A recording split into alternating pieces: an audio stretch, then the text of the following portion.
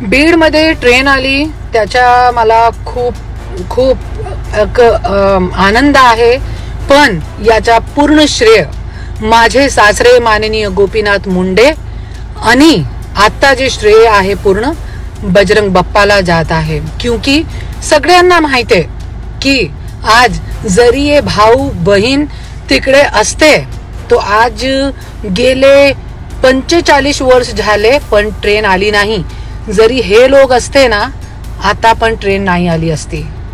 पण आज बजरंग बाप्पानी खूप पाठपुरावा करून फॉलोअप घेऊन संसद भवन मध्ये मोदी साहेबांशी अमित साहेबांशी बोलून आज बीड मध्ये ट्रेन आणली.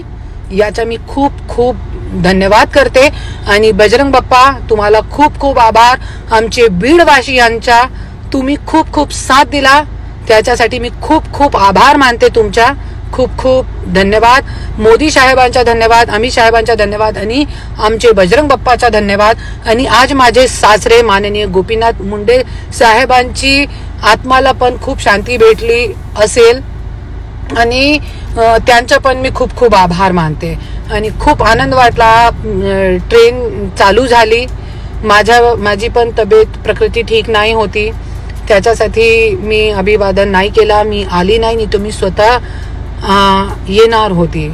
जय हिंद, जय महाराष्ट्र. सगळे बीडवासियांना खूप खूप धन्यवाद आणि बजरंग बाप्पा तुम्ही असंच काम करत राहा आणि हे दोघे जे भाऊ बहीण आहे त्यांचा मार्केट उठवा.